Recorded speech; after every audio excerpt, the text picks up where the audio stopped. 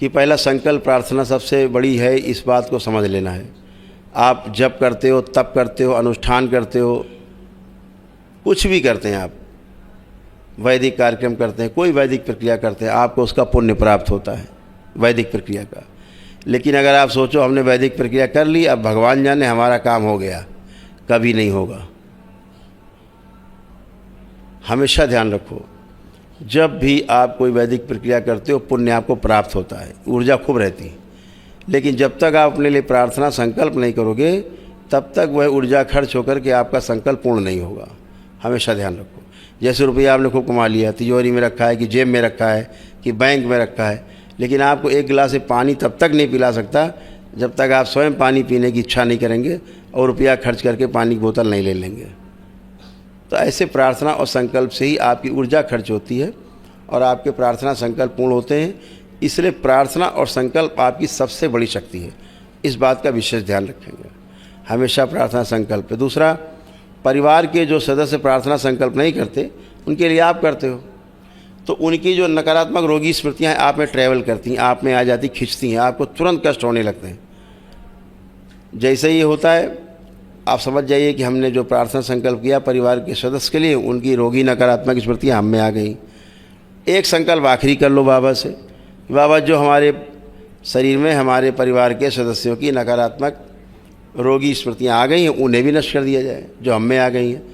आप एकदम क्लीन, कोई कष्ट नहीं, ना आपको ना रिवर्स बैक उधर जाएगा, ना उनको कष्ट होगा। दूसरा, आपसे संकल्प लेकर के बाद कहा जाता है कि लेपन जरूर करें सिर पे, लेप का। जैसे आपके दरबार के सिद्ध हवन है, तत्क्षण आपको लाभ देते हैं, सेम डे। आपने एक ही दिन प्रक्रिया की, एक ही दिन में सब अच्छे जो कष्ट आपके 2500 साल के थे, पुराने से पुराने थे, सब खत्म हो गए एक ही दिन में। तो कैसे ख़त्म हो गए? आपके प्रार्थना संकल्प से। तो लेकिन क्या है, जो तमाम रोगी नकारात्मक स्मृतियाँ रहती हैं उनके दुष्प्रभाव के कारण हमारे मस्तिष्क में सूजन उत्पन्न होती है। और ध्यान रहे, जब तक ये सूजन मस्तिष्क में है तब तक आप रोगी हैं। इस प्रक्रिया से 50-60% सूजन आपकी नष्ट हो जाती है, और इस प्रक्रिया से 50-60% सूजन नष्ट होने के बाद जो आज आप बैठे हो, तो सोचो कि अभी 50 से 60% सूजन नष्ट हुई है, तब आप इतने आनंद में बैठे हो। आनंद क्या है? आपके अंदर एक भी नकारात्मक इच्छा, विचार, आशा नहीं उठ रही है। आप करके देख लीजिए, किसी में एक नेगेटिव थॉट आ रहा हो तो हाथ उठाए, किसी में एक नेगेटिव थॉट आ रहा हो, एक गंदा विचार आ रहा हो, परिवार के सदस्यों के लिए आपस में तलाक, झगड़ा, लड़ाई, कलह, मारपीट, उठापटक, ये सब जो था ये तो छोटी बात है, ख़त्म हो गया। हम बात कर रहे हैं दुश्मन की, जो आपका दुश्मन नंबर 1 हो, कल भी आपको तंग किया हो, आज भी कर रहा हो, कल भी करेगा, उसके लिए भी आपके अंदर एक गंदा विचार नहीं आ रहा है। करके देख लीजिए आप। और इतने नहीं, आप गंदा विचार ला भी नहीं सकते हो अपने अंदर। एक करके देखिए, किसी में गंदा विचार आ रहा हो तो हाथ उठा दे, किसी में नहीं आ रहा। इसके पीछे क्या कारण है? केवल 50-60% सूजन ही मस्तिष्क की नष्ट हुई है। सोचो, जब 100% सूजन आपकी नष्ट हो जाए तब कैसे होगे? अभी तो भगवान बुद्ध जैसी स्थिति हो रही है, ना काऊ से दोस्ती, ना काऊ से बैर, आनंद में बैठे। आपका डिप्रेशन ख़त्म हो गया एक ही दिन में। वो बीमारियाँ जो जिंदा रहते नहीं ख़त्म होती, चिता के साथ जाती हैं, ये एक दिन में ख़त्म हो जाती। आप तमाम लोगों को, आपको डिप्रेशन था, यहाँ बैठे हैं आप लोग, किसी में डिप्रेशन नहीं बचा, किसी में एंजाइटी डिसऑर्डर नहीं बचा, किसी में बाइपोलर डिसऑर्डर नहीं बचा, किसी में सिजोफ्रेनिया नहीं बचा, किसी में पैरानॉइड डिसऑर्डर नहीं बचा, किसी में स्प्लिट पर्सनालिटी, ड्वेल पर्सनालिटी नहीं बची, किसी प्रकार का डिमेंशिया नहीं बचा, ना ही ऑब्सेसिव कंपल्सिव डिसऑर्डर बचा, OCD, सब समाप्त। कुछ भी आप में शेष नहीं। जितने लोग हमने गिनाए ये सब चिता के साथ जाते हैं, जो आपके एक दिन में समाप्त हो चुके हैं। किसी में शेष हो तो हाथ उठाए, बता दे है, बचा है, सबके जा चुके हैं। एक कष्ट, एक रोग नहीं। खतरनाक से खतरनाक रोग आपके चले गए, आप बैठे आनंद में। इसलिए लेपन करने से बची हुई जो सूजन है वह भी नष्ट हो जाए और आनंद में रहे। क्योंकि जो सूजन मस्तिष्क की है, जब रहती है मस्तिष्क में, तो मस्तिष्क में खून और ऑक्सीजन की सप्लाई जो है वो प्रॉपर नहीं हो पाती। जब वो नहीं हो पाती तो धीरे धीरे क्या होता है, शरीर और मस्तिष्क का संबंध टूटने लगता है। शरीर कुछ कहता है, मस्तिष्क कुछ कहता है, तालमेल टूटता है, भ्रम पैदा होता है, रोग बनने लगते हैं। तो ये रोग ना बनने पाए, इसलिए सूजन हटाना आवश्यक है। ये सूजन रहती है तो बुखार से लेके और कैंसर एड्स तक इसी सूजन के कारण बनता है। आधुनिक चिकित्सा विज्ञान अभी तक ये कारण नहीं समझ पाया कैंसर बनता क्यों है। दरबार आपको बता रहा है, आपकी रोगी और नकारात्मक स्मृतियों के कारण, आपके रोगी पितरों के कारण ये आपको कैंसर और रोग, तमाम रोग, महारोग सब बनते हैं। आपकी पितृ मुक्ति हो गई, इसका क्या प्रमाण है? सबकी पितृ मुक्ति हुई है। आप कहीं भी गए होंगे पितृ मुक्ति के लिए तो पंडित जी ने आपको प्रमाण नहीं दिए होंगे, ये दरबार आपको प्रमाण देता है। आपका काल सर्वदोष कट गया, सबका, सभी का काल सर्वदोष कट गया। आप कहोगे पंडित जी से प्रमाण, पंडित जी कहेंगे भाई जो वैदिक था हमने करा दिया, कट गया होगा, और कटता भी है, लेकिन आपको प्रमाण नहीं मिलता। दरबार आपको प्रमाण देता है। आपका काल सर्वदोष कट गया, उसका क्या प्रमाण है? आप आंख बंद करके कोई भी सर्प देखने की कोशिश करेंगे, जिंदा सर्प चलता हुआ, आपको नहीं दिखेगा। नहीं दिखे समझो आपका काल सर्वदोष कट गया, सिंपल। चाहे जितनी कोशिश करो आपको सर्प नहीं दिखेगा चलता हुआ। पितृमुक्ति का क्या प्रमाण है? आंख बंद करेंगे, चाहे कल ही आपके पितृ की मृत्यु क्यों ना हुई हो, आपको चेहरा नहीं दिखेगा अपने पितृ का, चाहे बेटा हो, भाई, बाप, कोई रहा हो, पति पत्नी कोई रहा हो, उसका चेहरा नहीं दिखेगा।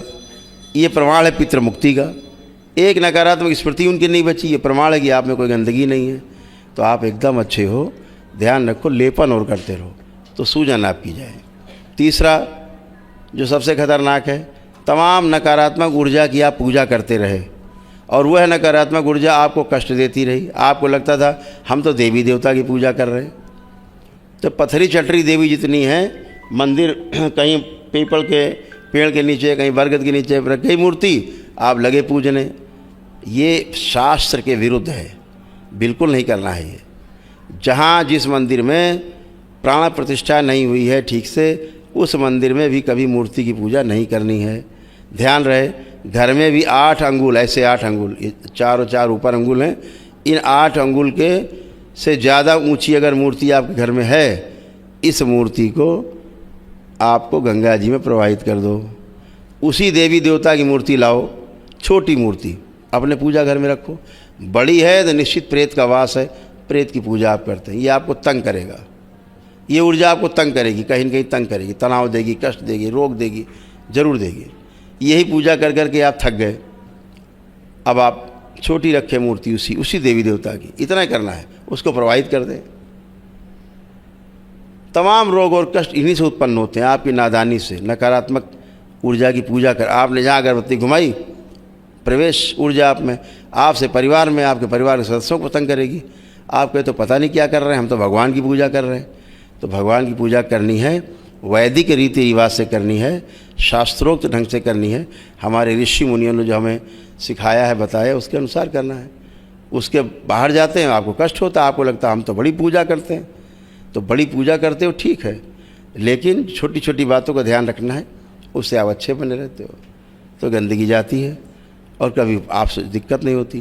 तो ये बात हमेशा ध्यान आपको रखनी है कि नकारात्मक ऊर्जा की पूजन नहीं करनी है। बहुत लोग कुल देवी भी मान के जाने क्या क्या करते हैं, नाटक, पता नहीं क्या क्या नाटक करते हैं। और बगैर प्राण प्रतिष्ठा की हुई मूर्तियों की पूजा आपको कष्ट पहुंचाती है, ये ध्यान रखो।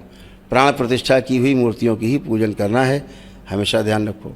मंदिर अपना ये नहीं, किसी ने कोई सामान दे दिया, मंदिर में रख दिया आपने ला के, लगे पूजा करने।